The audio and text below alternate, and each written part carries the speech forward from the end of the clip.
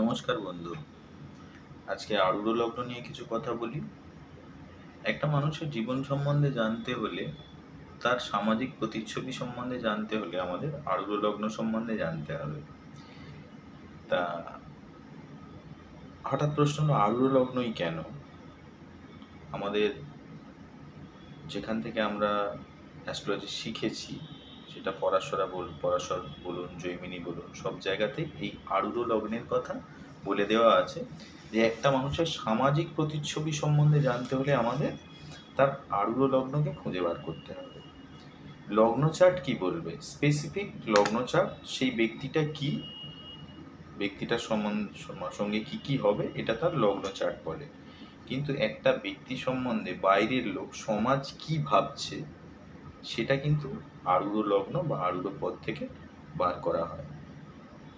মানে আমি অ্যাস্ট্রোলজি জানি কি জানি না, সেটা বলবে আমার লগ্ন বা লগ্ন চার্ট, লগ্ন কুণ্ডলী। কিন্তু আমাকে দেখে সামনের একজন লোক কি ভাববে, যে এই ব্যক্তিটা আদৌ জানে না জানে না, এর সম্বন্ধে তার যে অ্যাপিয়ারেন্সটা হবে, সামাজিক প্রতিচ্ছবি, মানে আমার মধ্যে জ্ঞান থাকুক অথবা না থাকুক, বাইরের লোকে আমার সম্বন্ধে কি ভাবছে। বলে না, পেহলে দর্শনধারী বাদ মে গুণ বিচারী।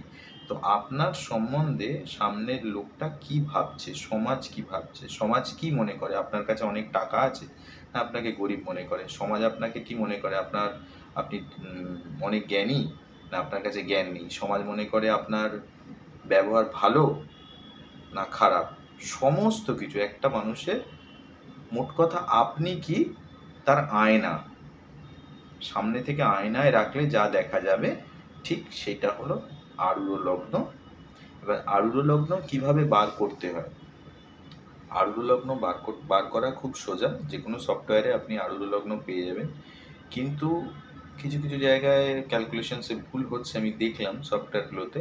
মানে বেসিক্যালি পেইড সফটওয়্যারগুলোতে এতটা ভুল হয় না, কিন্তু নন পেইড সফটওয়্যারগুলোতে অনেক জায়গাতেই ভুল থাকছে। আরুর লগ্নের মোটামুটি দুটো ফর্মুলা আছে, আমি বলে দিচ্ছি।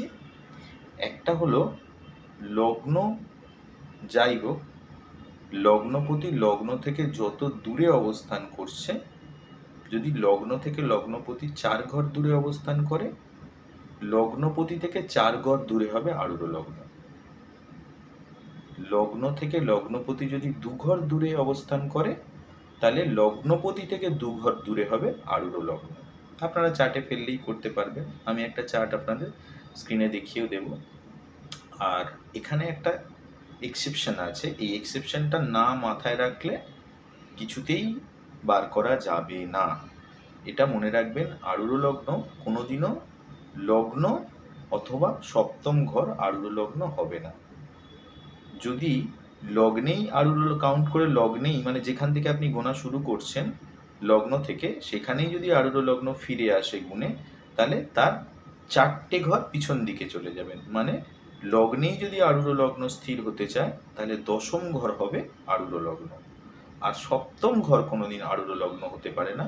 মানে সপ্তম ঘরে যদি আপনার আরুর লগ্ন হয়, তাহলে সপ্তম ঘর থেকে 4টে ঘর পিছিয়ে আসবেন, মানে 4র্থ ঘর হবে আপনার আরুর লগ্ন। এবার আরুর লগ্ন কীভাবে বিচার করতে হয় তা শিখতে হলে আমার কাছে আপনাদের যোগাযোগ করতে হবে। আমার কাছে ক্লাস করতে পারেন, শিখতে পারেন। আমার আরুর লগ্নের ক্লাসই চলছে, আমার স্টুডেন্টরা এখন আরুর লগ্নই শিখছে, আমার ক্লাসে জয়েন করতে পারেন। একবার আরুর লগ্ন নিয়ে একটু নাড়াচাড়া করা, একটু প্র্যাকটিস করা শুরু করুন, দেখবেন একজন মানুষের বাহ্যিক প্রতিচ্ছবি সম্বন্ধে বা সমাজ কিভাবে খুব সহজেই জানতে পারবেন।